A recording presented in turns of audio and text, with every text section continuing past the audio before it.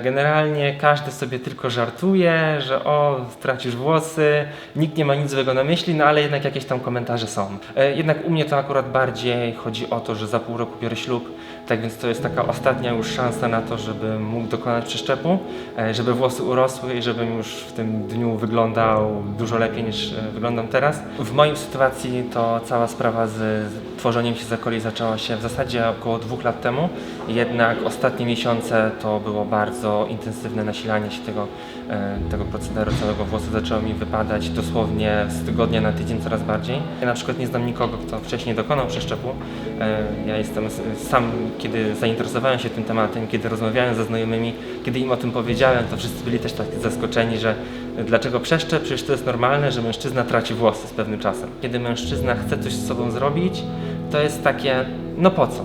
No przecież to jest normalne. Na samym początku chciałem dokonać tego w klinice w Polsce, jednak po przeczytaniu wielu opinii oraz zapoznaniu się z metodami różnymi, które są robione przeszczepu, wybór padł na Turcję. Takie trochę nietypowe, że akurat wybór padł na Turcję, nie jakaś Europa Zachodnia czy USA, tylko na Turcję. Jednak po przeczytaniu w zasadzie całego internetu, który był w tym temacie w różnych językach, wybór padł na Turcję, na tą lokalizację, ponieważ tutaj oni są po prostu najlepsi. Sam proces to w zasadzie była tylko formalność. Ja znalazłem kilka klinik, które porównywałem ofertę pod wieloma względami. Najbardziej spodobała mi się kosmetyka ze względu na metodę, jaką używają, ze względu na sam wygląd kliniki, bardzo nowoczesna, nowy sprzęt, nowa aparatura oraz jeżeli chodzi o support czy cały proces rejestracji, to w zasadzie to było kilka rozmów i wszystko było jak najbardziej dobrze przygotowane przez klinikę, łącznie z hotelem, z transferem na lotnisko. Tak więc jedyne co ja musiałem zrobić tak naprawdę to się tutaj tylko pojawić. Tak więc to co dla mnie bardzo było ważne to, że wszystkie odpowiedzi jakie zadałem na wszystkie pytania dostałem w zasadzie w ciągu kilku minut i to tak dosłownie w ciągu kilku minut. Jak tylko potrzebowałem jakichś dodatkowych informacji, to tutaj akurat polski support to też jest ważne, że akurat mogłem informacje w języku ojczystym otrzymać, wtedy to też jest pewniejsze. Nie ma jakichś tam nieporozumień, jeżeli chodzi o kwestie językowe, dlatego akurat wybór padł na tą klinikę.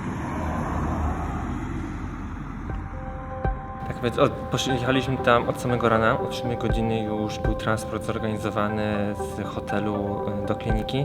Tam na początku wypełniliśmy tam kilka papierów, następnie rozpoczął się sama taka procedura przygotowawcza do zabiegu, czyli wyznaczenie tej linii, czyli tak jak te włosy mają wyglądać. Następnie tam było robione badanie krwi, następnie sam pan doktor sprawdził, czy tak może być oraz naniósł tam kilka swoich poprawek. Odpowiedział na wszystkie moje pytania, tam porozmawialiśmy około 10-15 minut, tak więc nie było żadnego problemu. Wszystkie moje wątpliwości, czy to jak to będzie wyglądało w przyszłości, czy jak się będzie goiło, zostały rozwiane przez pana doktora. Doktor bardzo sympatyczny, tak więc bardzo wszystko dobrze, sprawnie poszło. Operacja trwała 6 godzin, ale to łącznie ze znieczuleniem czy tym początkowym takim przygotowaniem. Ciężko mi jest powiedzieć, ile trwała sama operacja, ponieważ po znieczuleniu zasnąłem, tak więc obudziłem się już pod koniec samego zabiegu, taki zdziwiony, że to już, ale wszystko poszło bardzo dobrze. Też bardzo dobra komunikacja z osobami zespołu, które dokonywały tego całego przeszczepu. Kilka osób było, do końca nawet nie wiem ile, ponieważ te osoby wchodziły, wychodziły, ale każdy wiedział co ma robić, tak więc z mojej strony to tak naprawdę tylko czekanie na końcowy efekt. Dzisiaj był pierwszy zabieg, czyli ta główna część. Jutro będę jechał do kliniki na pierwszą kontrolę oraz na zdjęcie z bandażu z tyłu głowy, z tej strefy, tak zwanej strefy dawczej, z której pobierane były włosy. Następnie za 2 dni jest pierwsze mycie głowy.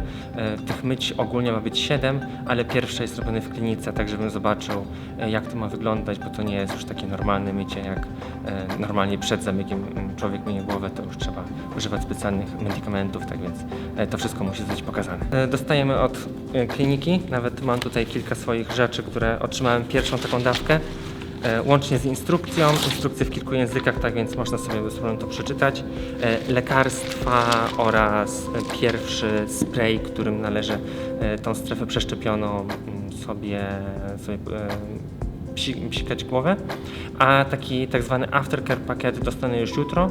To będzie już wszystko, to jest w cenie pakitu, tak więc na najbliższe 4 miesiące wszystkie szampony, wszystkie medykamenty i wszystkie inne środki, które trzeba używać, dostaje się od kliniki łącznie z instrukcją, co, kiedy i jak należy stosować.